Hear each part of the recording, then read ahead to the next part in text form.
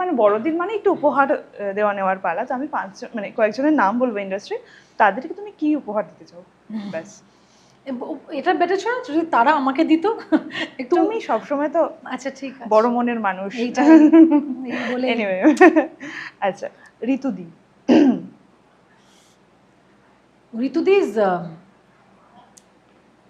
ঋতুদি so enigmatic না, ওনার যে চার্মটা আছে, মানে আই থিঙ্ক যদি সেইরকম ভাবে একটা অরা, আমি ওইটা নিতে চাই। বিকজ ঋতুদীপ যেখানে দাঁড়ায় সবাই শুধু ঋতুদীপ থেকে তাকায়, যে কেউ থাকুক তার চারপাশে। সো আই থিঙ্ক আমি ওই অরাটা ওনার কাছ থেকে অ্যাজ এ গিফট নিতে, বা ওই সিক্রেট টু দ্যাট অরা আমি নিতে চাই। আর গিফট দিতে বললে?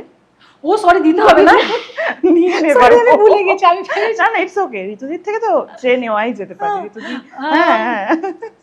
আই থিঙ্ক আমি ঋতুদিকে দেখে, Ritudi loves a red lipstick. Okay. Yeah, আমি সবসময় ঋতুদিকে খুব দেখি রেড লিপস্টিক দিয়ে। So I think maybe I'll gift her a lovely lipsticks, maybe all shades of lipstick red. Okay okay. Nusrat. ও, নুসরাতকে কি গিফট করব? এখন তো নুসরাতের থেকে নুসরাতের ছেলে ঈশানকে গিফট করার মতো। তো আমি নুসরাতকে কি গিফট করি? I think she is so pretty. নুসরাতকে কি গিফট করতে চাই, ভাবছি দাঁড়া, আমাকে ভাবতে হবে।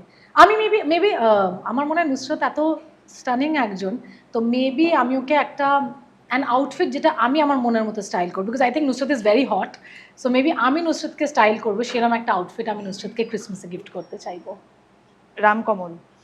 ও, রামকে আমি আর কি উপহার দেবো? এত বড় উপহার আমাকে দিয়েছে বিনোদিনী, দিয়েছে আমাকে। তো আমি রামকে সারা জীবন অনেক অনেক কৃতজ্ঞতা এবং ভালোবাসা দেবো, সেটা অবভিয়াসলি। শুভশ্রী। ছেলে মেয়েদের জন্য অবভিয়াসলি কিছু, ইউভান আর ইয়ালিনের জন্য মেবি একটা twinning outfit, maybe that will be very cute. Ethika. Maybe Khadaan too. And the last one Dev.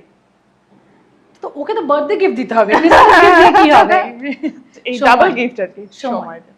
Anyway, আমাদের ছবি, তোমাদের ছবি আসছে হাঁটি হাঁটি পাপা 28 তারিখ। দর্শককে এই সময় অনলাইনে দর্শককে যদি একটু বলে দাও ছবিটা দেখার জন্য।